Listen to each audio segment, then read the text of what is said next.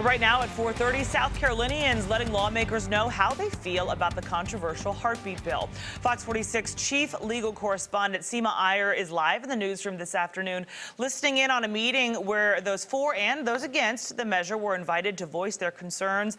I'm sure it's been a heated discussion, SEEMA. What have you heard? Well, Paige, it's actually still going. We're watching it here in the newsroom.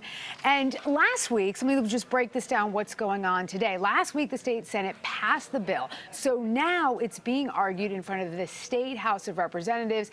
And it has been incredibly passionate by those opposed to the bill as well as those who support it.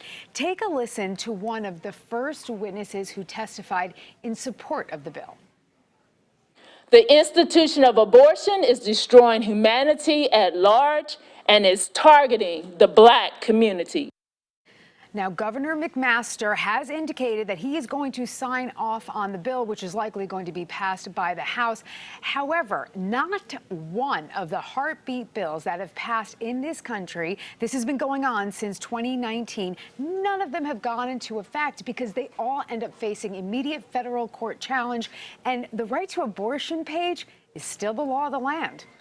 Because we still have Roe v. Wade, right, which is still being upheld right now, although we do now have a conservative-leaning Supreme Court. So will that affect things? And if this does, let's say in South Carolina, when we look to what's happened in the other states, right? So now it's going to pass the House. We know McMaster will sign it if it does.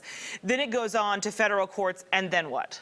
I think the federal court, like it's done with all of the other states, I think there's at least a dozen, maybe even close to 24 states that have passed these heartbeat bills, and immediately it goes in front of the federal court, and the federal court says absolutely not, because Roe v. Wade is still the law of the land. So why are we doing this? Right. Right. Okay. So why are we doing this? I think, and again, this is very political, not exactly my wheelhouse, but looking back at the precedent over the last 2 years, it seems that the people who are supporting these heartbeat bills and other type of restrictive measures of abortion are trying to chip away and get closer to what they want.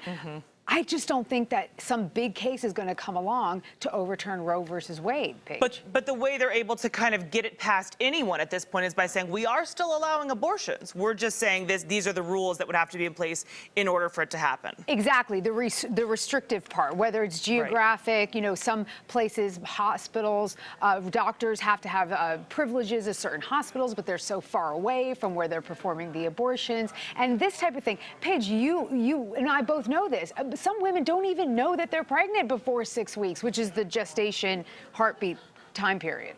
SEEMA IYER, thank you so much for following this. We will let you go back to listen to that discussion happening right now, and SEEMA is going to bring us the latest as it comes in.